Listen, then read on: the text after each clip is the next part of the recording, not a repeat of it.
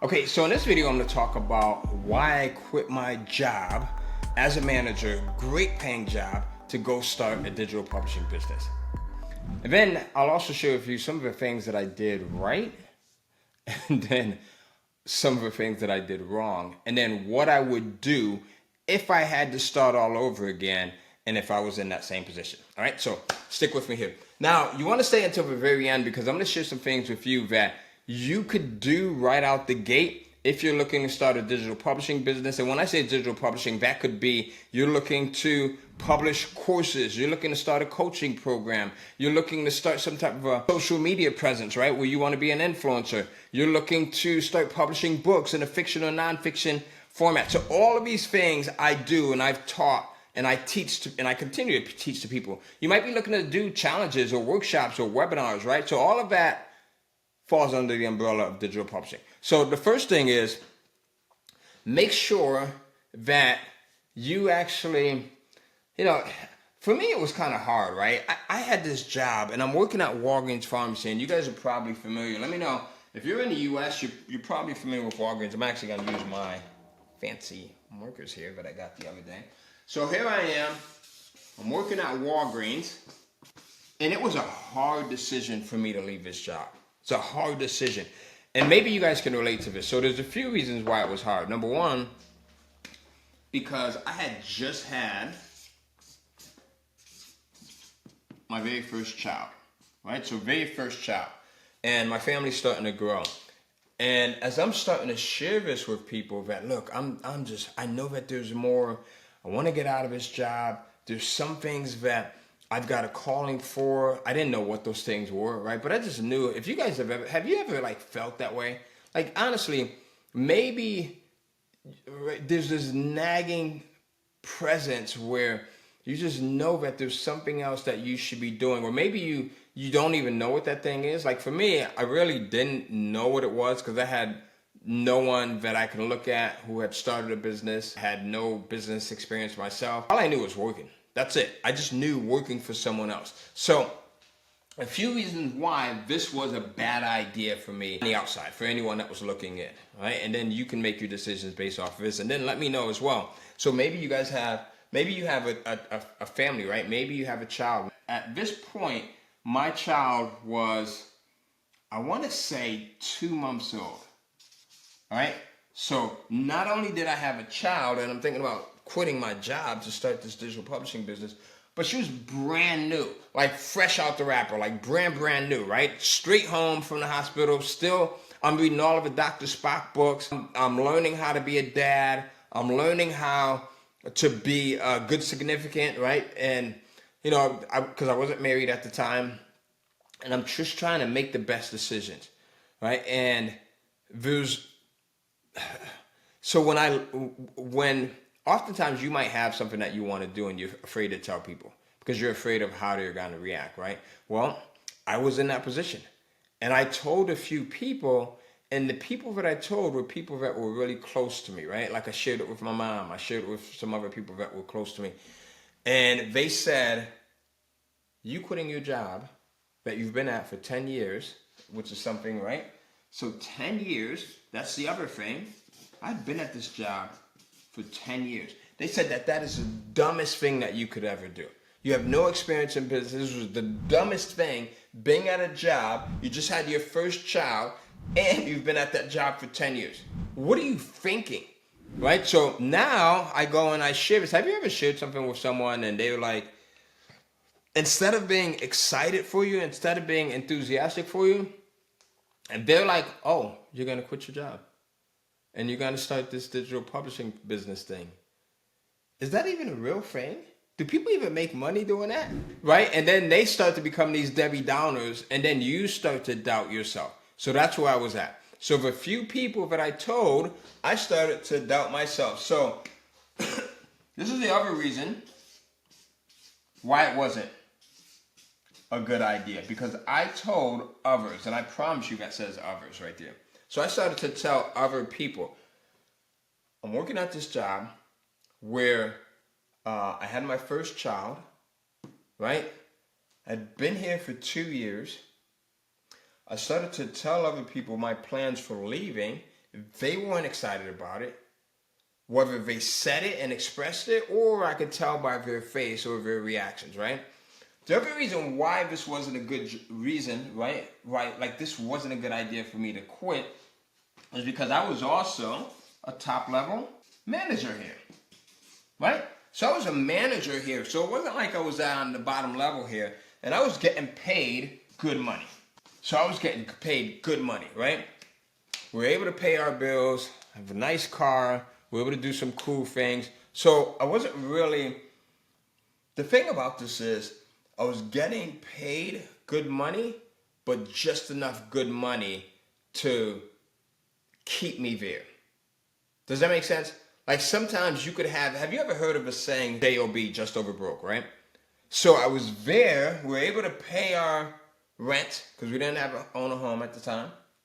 I'm able to pay my car note, we only had one car at the time. And, we're able to do some things, but now thinking back in hindsight, we weren't able to do many things, right? In the way that I'm able to do them now. First child, 10 years, I told others, they didn't seem excited about it. I was a manager and I was getting paid okay money, but not really good money. So I'm going to take one of these off, all right? So I'm going to take one of those off. The other thing is, I had been fully vested in the stock program. So I'm fully vested in the stock purchase program, right? So I had about $9,000 there, right? So now I'm fully invested in the stock purchase program, stock sharing program, right? I'm a manager there. I had told others, they didn't seem excited about it. And I'd been there for 10 years, so I had some, I guess, security. But now we know that there's no such thing as job security, right? And I had my first job. And here I am, I'm thinking about, so here's the other thing. They actually liked me, right? So they actually liked me here. So my supervisors liked me. The people that I worked with, as far as I know, liked me.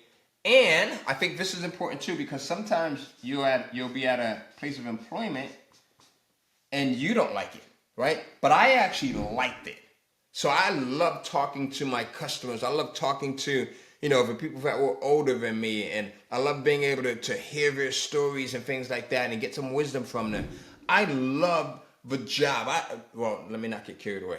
Not love, but I liked the job. I liked the job and the people at the job liked me, right? So I'm looking to just cancel all of this out and do something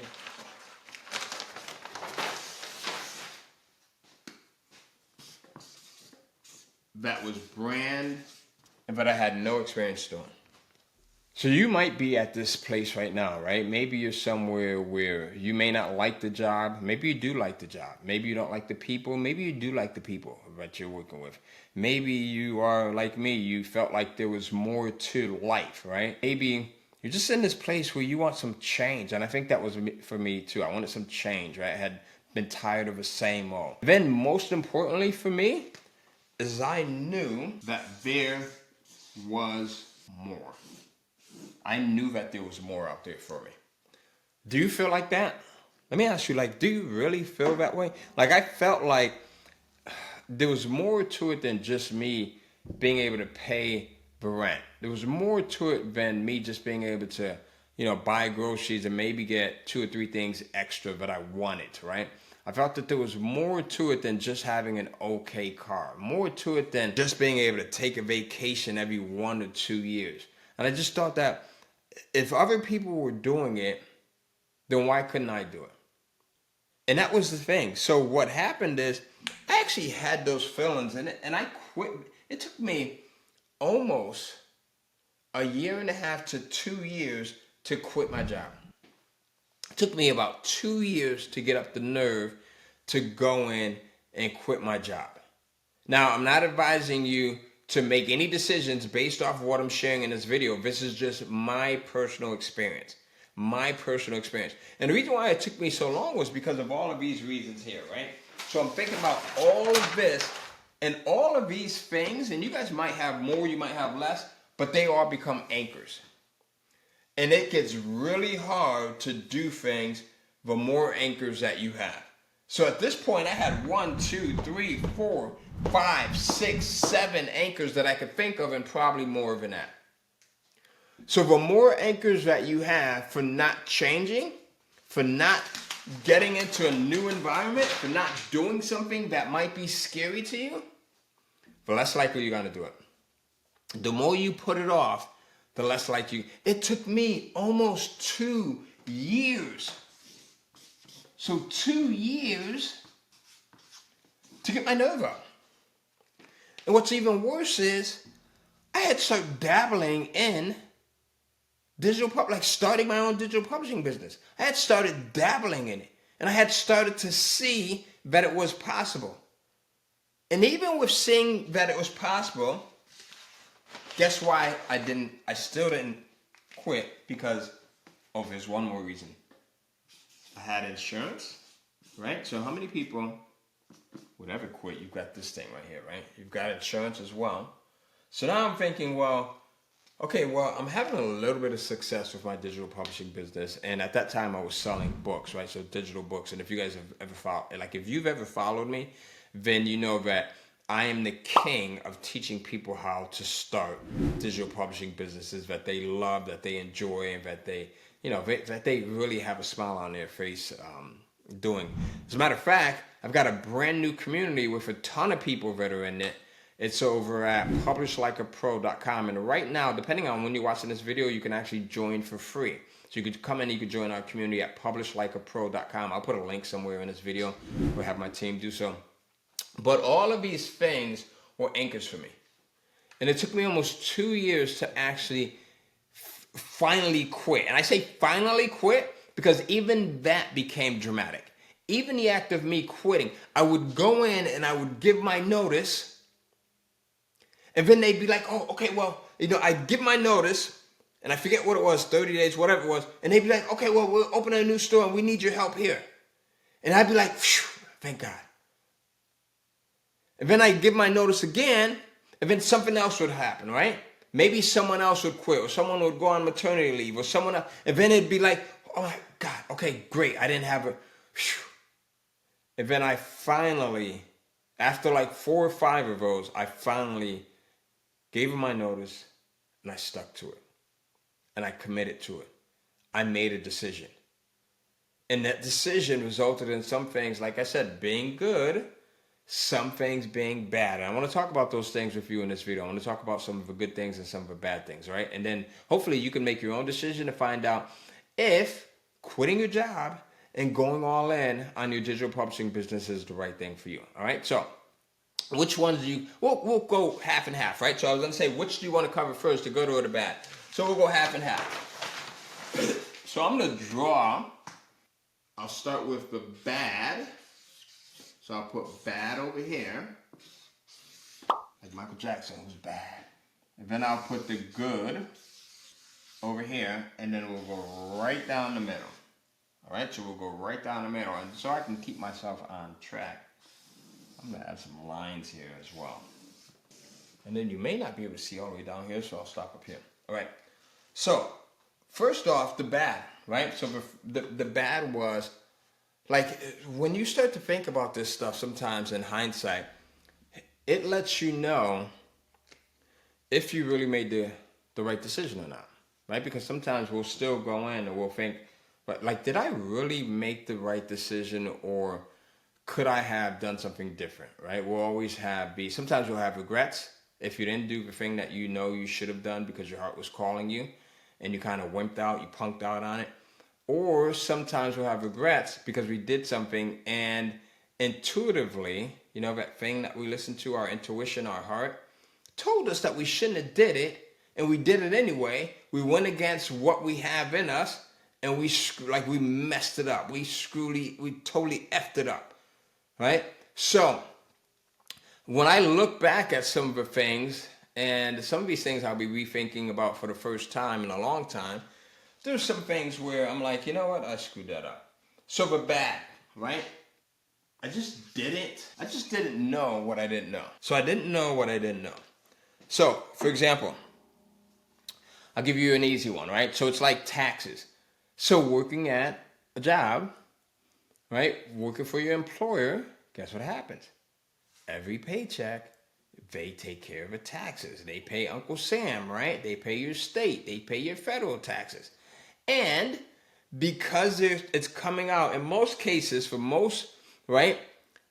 Well, for you, it's probably coming out depending on how often you get paid. So if you get paid weekly, or if you get paid bi-weekly, or if you get paid monthly, then your taxes, state and federal, that FICA, is coming out however often you get paid, right? So is that right for you?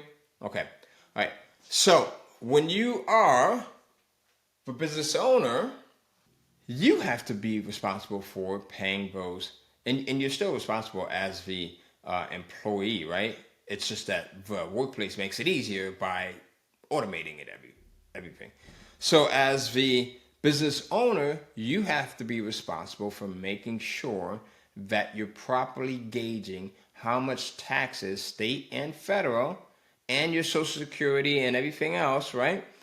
You should be putting aside so that at the end of the year, if you're following yearly, and this is not tax advice, speak to an accountant, speak to, someone that's professionally trained and went to school for this stuff. I'm just sharing with you my mistake and something that I didn't know. So I didn't really put thought into the fact that, well, I'm going to have to pay taxes at the end of the year. And because I was not putting it away weekly or bi-weekly, as was the case when I was working at Walgreens, at the end of the year, that number becomes a big number that you're like, holy crap, holy shoot, right? Versus it being taken out every week or every 2 weeks. So something to think about, right? So as you start to get your business rolling, making sure that you're putting this money aside and you're very disciplined and not touching it. Or you speak to someone that's a great accountant and you say, look, I don't want to pay just yearly. I want to go in, I want to pay, every week, or I want to pay every quarter, and I want to do my estimates, right? And or I want to pay monthly, depending on where you're at, right? And again, I'm not a professional. I'm not a tax advisor. I'm not a CPA. I'm not a bookkeeper. I'm not an accountant or none of that stuff. I don't even have a show where I play one, right? So you go speak to someone. So that's the first thing.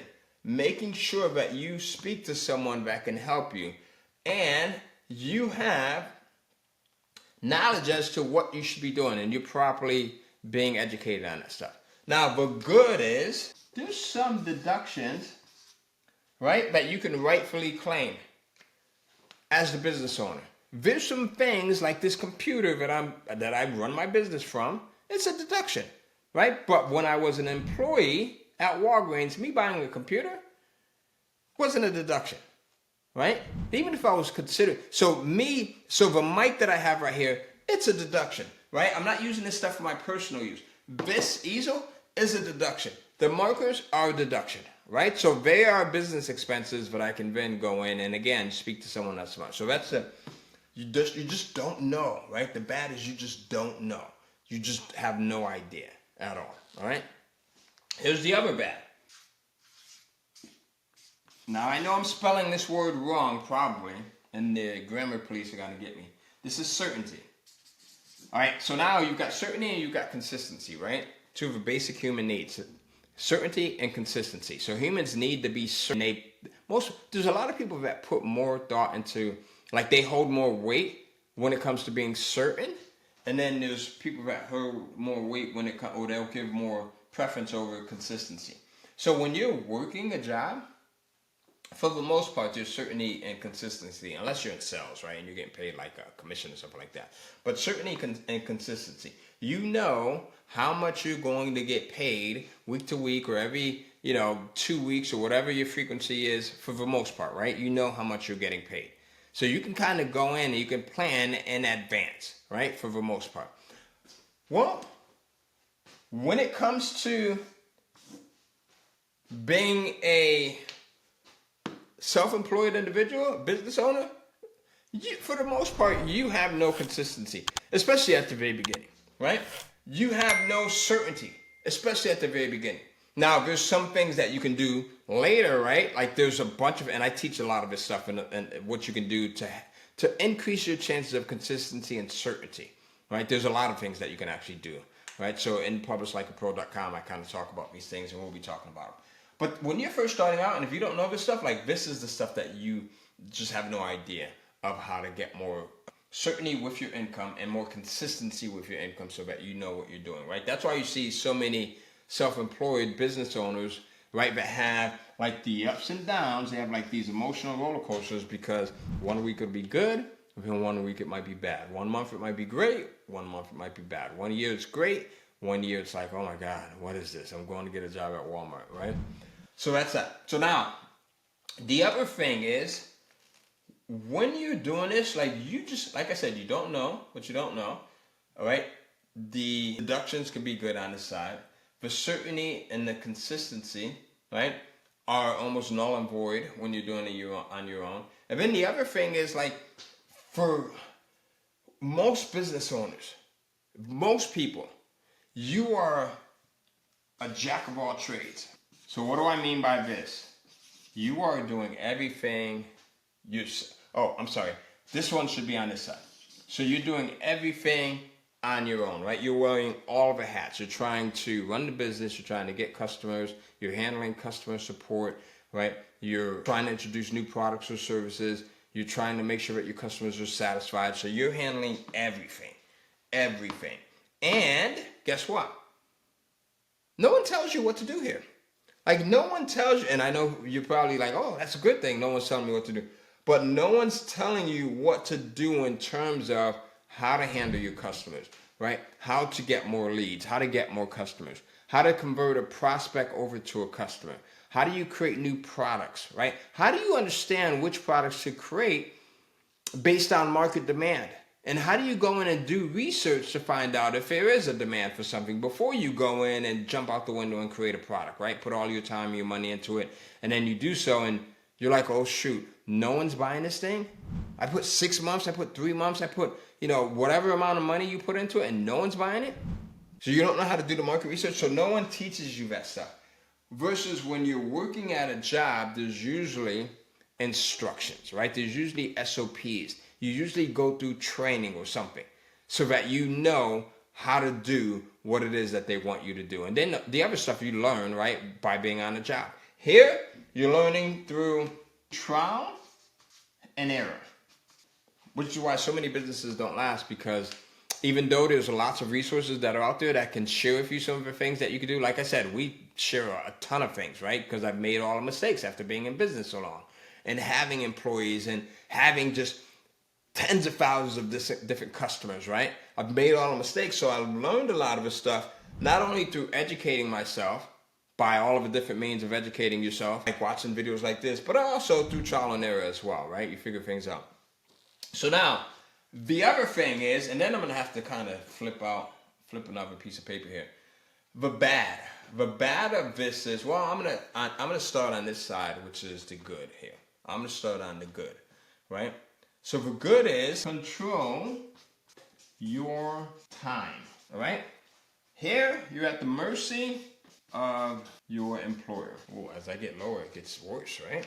So here you control your time if you're doing it the right way.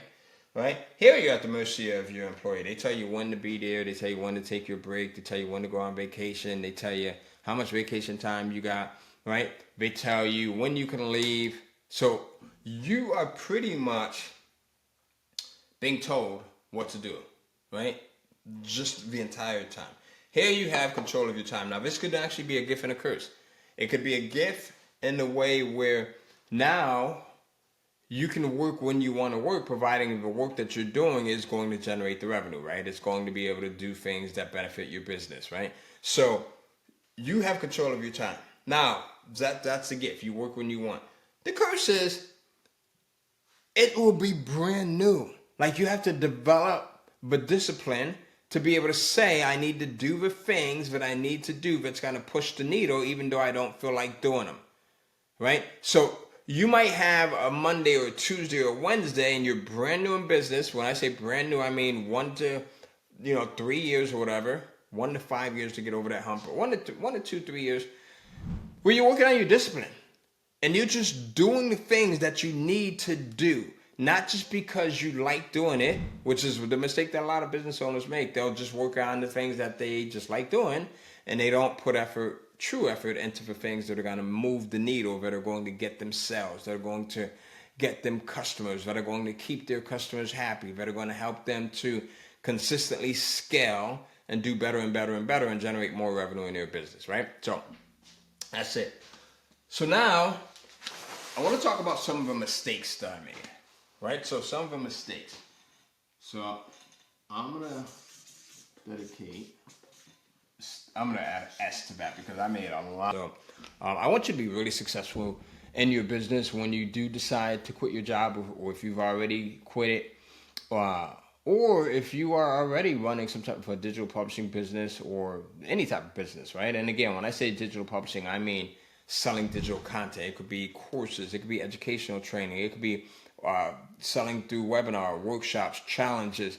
It could be selling books, right? Nonfiction, fiction. It could be selling audiobooks, back books. It could be just anything in a digital format. It could be creating content like this, right?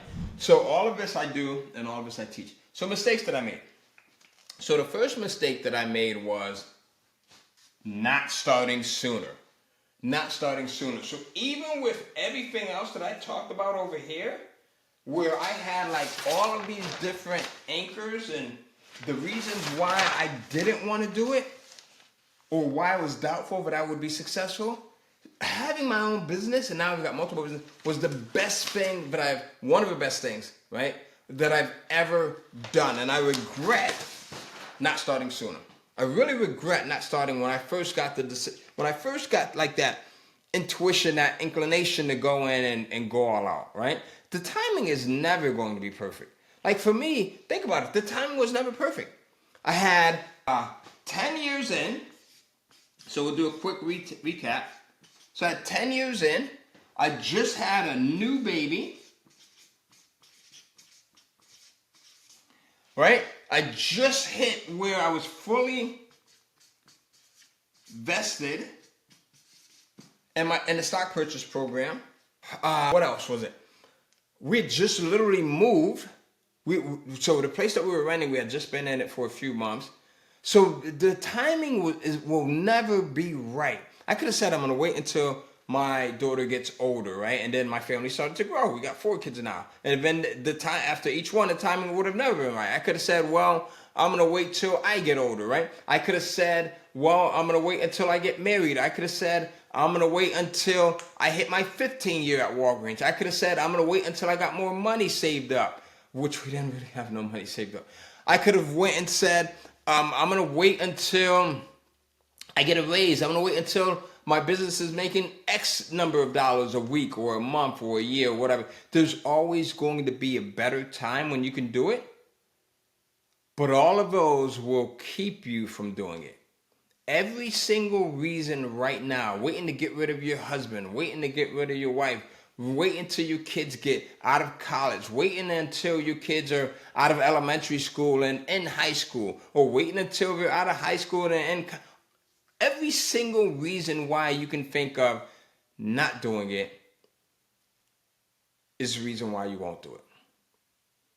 Right? It becomes the law of diminishing intent. The longer you put something off, the less likely you are to do it. Right? Versus going in and just doing it. Right? Now, here's the other thing that I made a big mistake on. And that was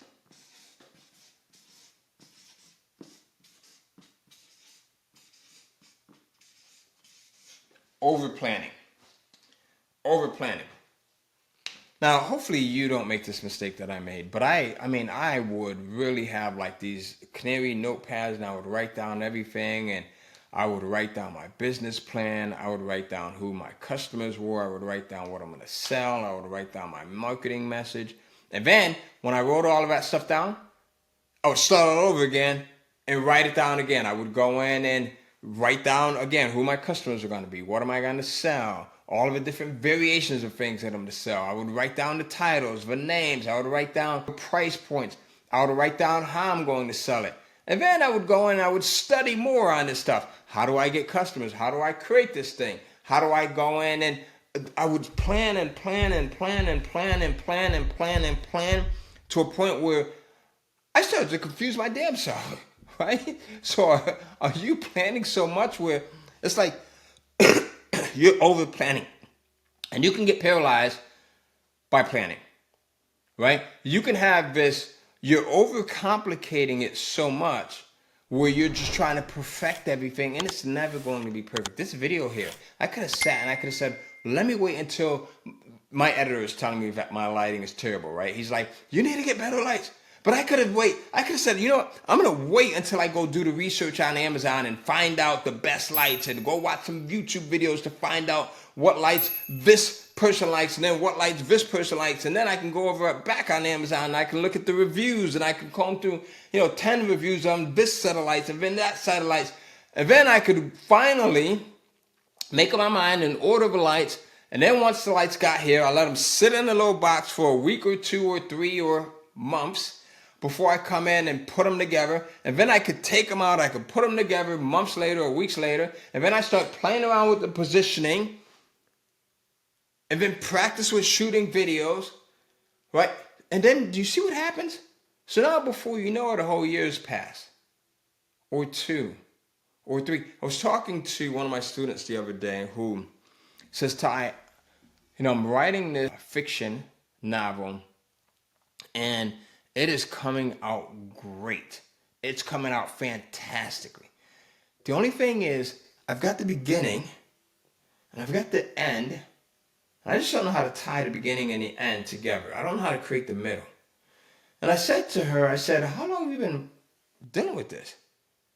She says 9 years. 9 years she's been trying to get this book published simply because of the procrastination, right? So that's the other mistake. So I dealt with not only the over planning, but I dealt with procrastination, right? I dealt with the procrastination will really kill you because things are never going to be perfect, guys. Never, ever. I dealt with self-doubt, right? And the self-doubt can hit everyone differently. It hits every single person differently. The self-doubt for me came in the form of, I never graduated high school. I mean, not high school, I'm sorry. I never graduated college. Like I went to college 1 year and I took business and I'm just like, I don't believe anything that this guy is telling me.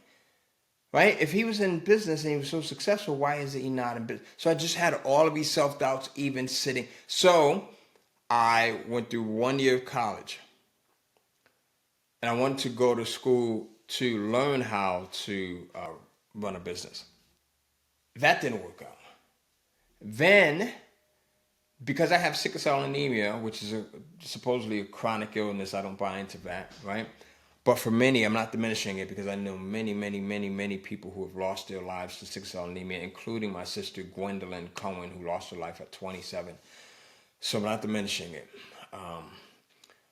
But because I also have, so because I have sickle cell anemia, I've been changed and I wanted to go to school to become a nurse to help other children who had chronic illnesses and who had specifically sickle cell anemia because I would spend weeks and I would spend, days in the hospital. And I've been hospitalized literally hundreds of times throughout my life. So I wanted to give back. So then I ended up going to nursing school, St. Vincent's School of Nursing in Connecticut, Bridgeport, Connecticut, as a matter of fact. And right in the middle of my first year, I'm doing good. And guess what happens? I have a sickle cell anemia crisis and I go in the hospital and I'm in the hospital for like 3 weeks. And I'm doing really bad, and I just had all types of issues. I had to learn how to use my arm all over again, and they said I would never be able to use it. And so long story short, it's my second attempt at going to college that I didn't make, right? I don't know why that's being celebrated, but that's my second attempt there. So I really dealt with this imposter syndrome of not being knowledgeable enough, not being educated, right? All of the other things, that being a young black male in the environment that I grew up in one of the worst housing projects, Five Panic Village, right? So I had to deal with a lot of baggage, mental baggage. Usually the reasons why we can't do something are right here. Nothing other than that. Right here. I stayed back in high school, right? Again, because of being sick and I just got tired of grade, I stayed back and I repeated the 11th grade twice. So having the self-doubt, right? So having the self-doubt will really screw with you. Procrastination, right, will really screw with you. Trying to get things right. Over planning, perfectionism will really screw with you, right? Not starting sooner will really screw with you, right? Now, the other thing that I dealt with, and this is kind of in the realm of self-doubt, and you may be able to relate to this one, and that was, so having imposter syndrome, right? So imposter syndrome. And like, oh my God, like what makes me qualified to teach the things that I want to teach? And if you're asking yourself that question, here's what makes you qualified. The fact that you have been doing it longer than most other people may have been doing it. You know some things that other people don't know. That's one thing, right? The second thing may be, do people come and they ask you your advice? Now, outside of things where you need to be like a surgeon, right? You don't want someone coming in and asking you advice on how do you do surgery and you're not qualified or you don't have the schooling to be a surgeon. But to start a digital publishing business, like, come on. I've taught this to my kids at 15 years old and they rock it. Right? So not only one of them, but three of them at 15, I've taught them the basic principles of digital publishing and they rock it. Right? So you don't have to have a degree. You don't have to have all of the years of schooling. You don't have to be a 10-year plus expert. If you know more than your marketplace knows, you start there. And chances are you know more than the most people in the marketplace know when it comes to digital publishing. Trust me, I've spoken to well over 10,000 people. And I've spoken to people who can't hold a candle to what it is that you know. They can't hold a candle to what it is that you've done, but they just don't realize that they can't do it. They don't realize that they shouldn't do it. You're so smart and you're so educated, you're so planned out that everything becomes a barrier. Everything becomes an obstacle to you. And I'm telling you to stop that. Stop letting everything become an obstacle, letting everything become a barrier to you. You can do it. All right? So the imposter syndrome is a big one, right? Education.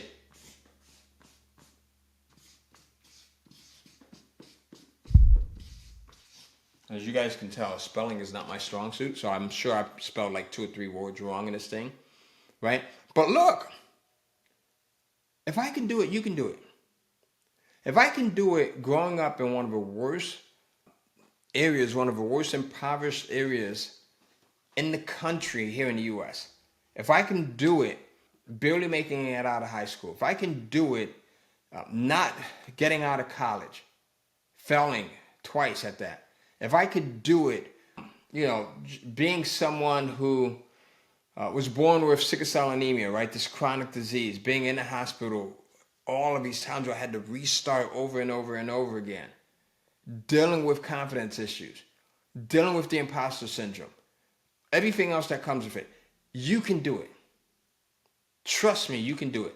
You just have to make a decision. And if you're up to making a decision, I want you to just simply do this. I want you to simply commit. You have to make the decision and then you have to commit, right? And then you have to be consistent. So you have to make the decision, commit, and then be consistent, right? So the first part is easy. The first part is decide. All right. So if you're ready to decide, I want you to just simply in the chat or in the comments box, just type in, I've decided. And what you do is by simply taking that one action, I've decided, you now start to send these signals to your brain. You start to send these signals to the universe to help you carry out your decision.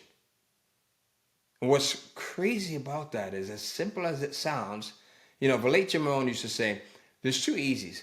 There's the easy to do, and then there's the easy not to do. So what's so crazy about simply being able to make the decision and taking that first action of typing into the comments, I've decided, is that more people will take the easy route of not doing it than will take the easy route of doing it. And they don't understand that they're self-sabotaging themselves. Right? They're self-sabotaging themselves. Because what the brain does is it just says like, oh my God, you're not even willing to do this simple act? How in the hell are you going to go in and create a business where there's going to be rough times? There's going to be hard times. There's going to be things that you need to do that you don't want to do. And you can't take this simple act of simply commenting? I've decided, even if you don't have to comment. I don't want you to think that I want the comments. You could just write it down. Just simply write it down, right? Somewhere. And that is doing it all myself. Right? Thinking that I had to do it all myself. Thinking that no one else, like I couldn't get anyone else to do it as good as I would be able to do it. And I speak to tons of business owners, tons of people that are looking to start a business, tons of people that are in, like, this is hell right here. This is the place where it is the hardest to grow because you're unwilling, you're so vested into it, you're so emotionally attached to it that you're unwilling to relinquish control and give something that's been on your to-do list forever because you're afraid of giving it to someone who you think may not be able to do it as well as you can do it. So it stays on your to-do list. Now, I'll be honest with you. Look, you're watching this video. What are some of the things that you have on your to-do list that have been on that list for days, right? That have been on it for weeks, that have been on it for months, that have been on it for years, that have been on it so long that you actually forgot that they're on it. And then you see that you happen to come across it, whether you've written it down or whether it's in your phone or something, and you're like, oh my God, I've totally forgot about this thing. Remember what I said about the law of diminishing intent? The less likely you are to do something, the longer you put something off, right? So for me, it was thinking that I had to do everything because no one else could do it as well as I could do it. When in actuality, once I started to change that thinking, and it took some therapy for me, right? Some self-therapy, I started to really realize that I could have something that I assumed I could do 100% well, meaning high quality. I could do it really good, 100%, right?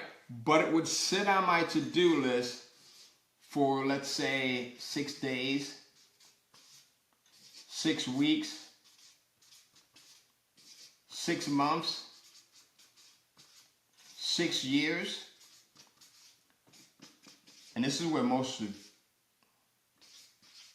us fall. Forever. Because it never gets to be done. Now, let me know which one of these, right? When you put something on your to-do list, and because you're thinking that only you can do it the right way, what's the chances of it sitting on one of these? Let me know in the comments, right? 6 days, 6 weeks, 6 months, 6 years, right? Or forever.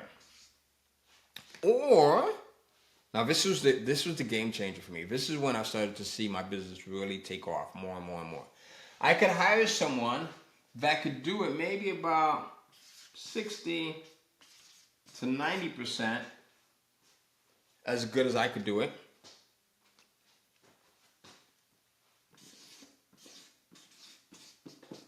And it gets done. Boom. It gets done. And now we're moving the needle. Now we're doing the next thing, right? That was on my to-do list, or that would have been on my to-do list. And now the next thing. So now I'm blazing through these things and I'm crossing them off, right? It's no longer 6 days or 6 weeks or 6 months or 6 years or forever. They're getting knocked off. And now I've got team members right now, and you don't start off at this level, right? We're being realistic. But I've got team members right now. I can give them an idea, and tomorrow it's done. I've got team members right now. I can give them an idea in the morning, and in the afternoon it's done. We're implementing it. Versus before, I've got this collage, this treasure chest of ideas, and nothing's happening. Because most people are unwilling to give up a little bit of control, you'll have them take their ideas this geniusness, things that can really provide value to people's lives, that can help people to cope with things that they might be dealing with, whether it's abuse, whether it's dealing with illness, maybe it's dealing with the loss of a loved one. They're holding these things so tight because only they can do them the right way, or so they believe, but they never release them, and they end up taking those things to the graveyard. Don't be that person. Don't be. I got a friend of mine, his name's Terrell. This guy was a brilliant guy. And he would always come to me with this guy was an incredible digital publisher. He was a great marketer. He would always come to me with these ideas. And, hey, Ty, what do you think about this? And, he had some fantastic, incredible ideas. And he always come to me with these different ideas. And this was over a 12-year period. He would come to me with different ideas. And he would ask me, well, what do I do with this? Or should I do it like this? Or, and then the next time I talked to him, he'd be like, well, I changed that up. I'm going to do it like this instead. And he was always in that planning. He was always in that getting ready stage. Always. And he did this for about 12, 13, 14 years. And one day I get a call from his sister. I had known his sister because she has sickle cell anemia as well. And him and I had become such good friends that we started to talk about our personal lives, right? Over the years, how you get to know people and things like that. And he had confided in me that his older sister also had sickle cell, and her son also had sickle cell, and how they both would be in the hospital at the same time sometimes. So you got to please pray for both of them. I need to reach out to her. But he was always sharing these ideas with me. So I get a call from his sister one day. She says, Terrell is no longer here. He says he had owned an insurance company. He was a partner in an insurance company. And he says his partner realized that he didn't come into the office that day. And he called my dad, and my dad was like, that's unusual. Terrell was a hard worker. He's never going to miss a day of work, right? So his dad goes over to his home, and he couldn't get in. They finally break down the door, and they go in. They find his son. His son had died in his sleep, right? He died in his sleep. And all I could think about when she told me that, when she first called me, and I pick up the phone, and she's telling me this, was, oh my God. Not only did he die, but all of the great ideas, all of the things that he had that would help probably you and many others to live better lives, to be able to accomplish things that they needed to accomplish. He took all of that stuff with him to the graveyard. I'm asking you to not continue to allow any of these things, the procrastination, the imposter syndrome, the over planning, right? The only thinking that you can do it, to allow you to take your ideas and that business that you should be sharing with the world to your grave. I'm asking you not to do that. All right? So, those were, if you go back here, and now these are some of the mistakes, right? These are some of the mistakes here. Imposter syndrome. Now I'm gonna teach you, I'm gonna go back through these mistakes, right? And then we'll wrap it up. But I'm gonna show you how all of these different mistakes, what I've learned from them, and the things that I've done right? So the things that I've done right, and how you can do them much quicker than I did, so that you get better results faster, hopefully, right? No guarantees here, but hopefully, right? So starting sooner, boom. I would really go out and fail fast, right? So fail fast. So I would go in, try it, and see what happens. I mean, what's the worst that could happen? The worst that could happen is it kills you. The thing that you want to do, the job, the business that you want to start, right? The product that you want to put out there, the book that you want to write. The worst thing that can happen if you go out there is that it kills you. And I started to think about things like that. I started to think like, okay, well, if I go in and I actually do this, I release this product, what's the worst that could happen? Well, the worst that could happen is I put all this time into it, and I put a little bit of money into it, because with digital products, we don't have to put a whole lot of money into it, right? That's something else that I teach in Publish Like a Pro, the community, publishlikeapro.com. But I put this time into it and nothing happens. No one buys it. What just happened to me? Well, is that bad? Or I create this thing and I get negative reviews. Does that mean that the world is over? Or I create this thing and, my wife laughs at me. Or your husband laughs at you. Or you're significant, right? Or your neighbors find out. Or because that used to be a big fear of mine. What happens if my family finds out that I'm trying to start this thing? Or my neighbors find out? right? Or the people that I'm working with. I hear that being a valid excuse from so many people. They claim, they think it's valid. It's totally not valid. It's null and void. Where they just don't want someone finding out, right? Over planning. Now I'm going for the gusto. Look, guys, we don't get forever on this earth. You could sit and you can plan and plan and plan and plan and plan, and you're wasting another one of your days, your precious days. You're wasting another one of your precious weeks, another one of your precious months, another one of your precious years by over freaking planning. All right? Procrastination. Now, this right here, there's a good book called The War of Art by Stephen Pressfield, where he talks about resilience and how, the thing that we really feel calling us is like our North Star. The thing that's like calling us, but we have this hesitation to doing it. We procrastinate on doing it. We have the self-doubt, or we'll do everything else instead of that. That's the thing that we truly need to do.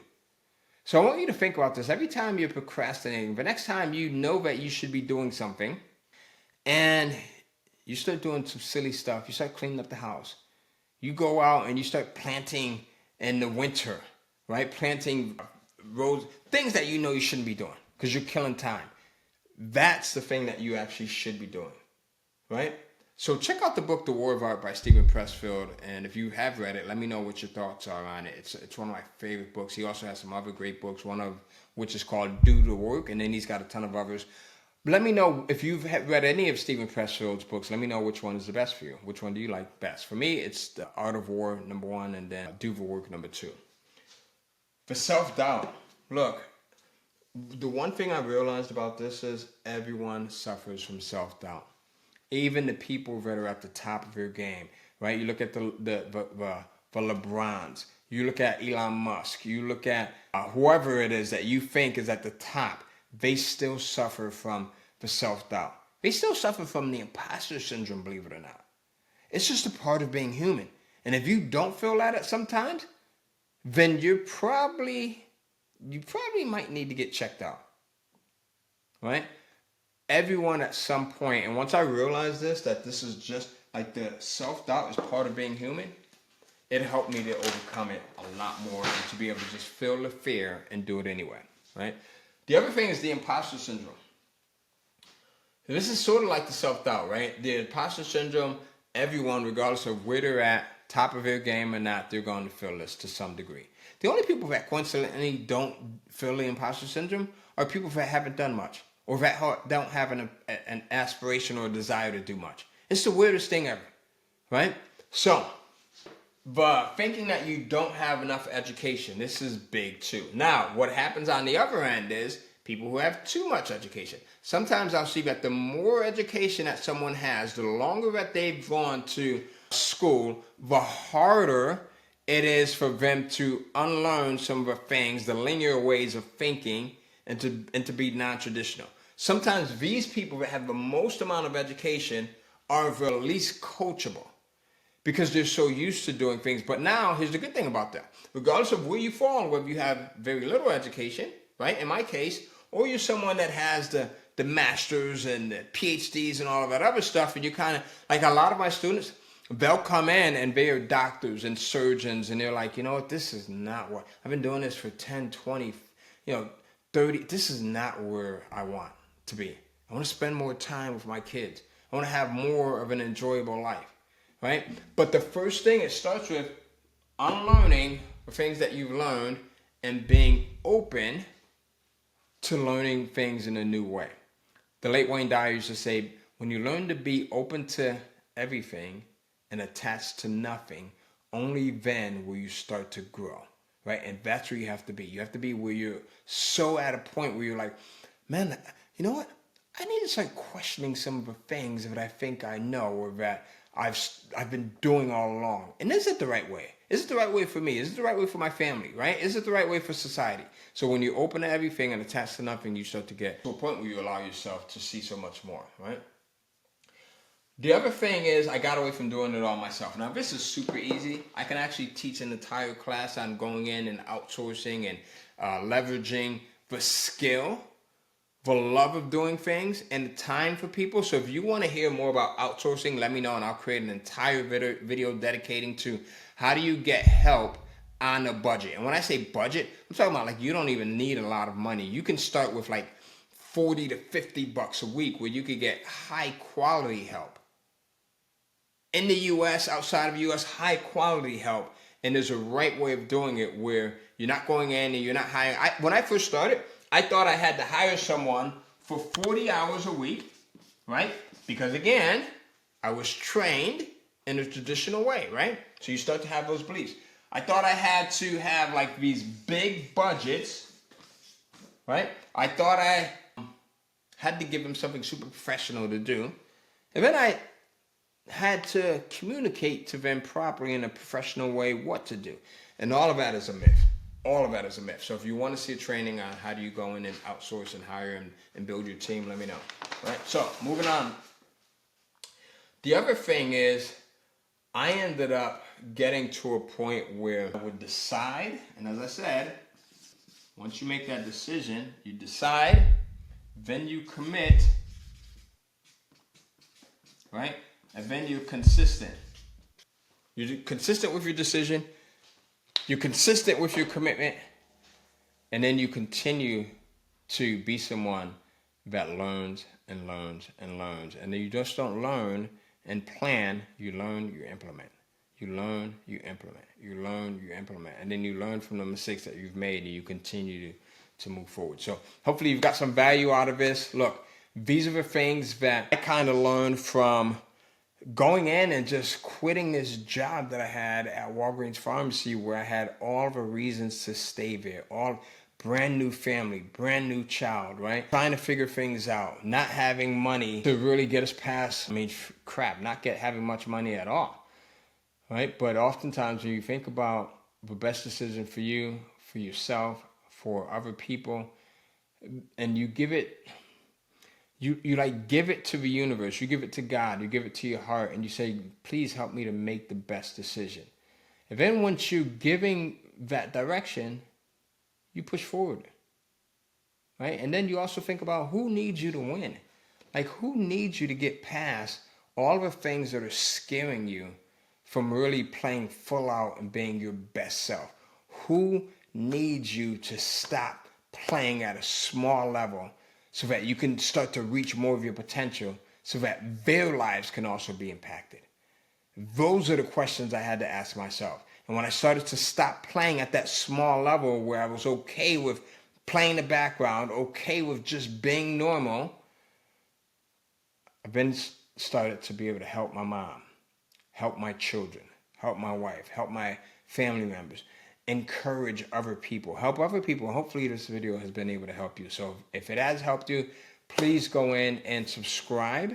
And that's how you can reciprocate. Just subscribe, like this video, give me the thumbs up, right? And then comment and let me know which of these things are holding you back the most and which ones you're going to get past, all right? So, and then if you've got some, some reasons or if you have something that has helped you to get over the hump of quitting your job and finally starting that business, share that with us as well in the comments, and we'll see you. Stay well. Thank you for watching.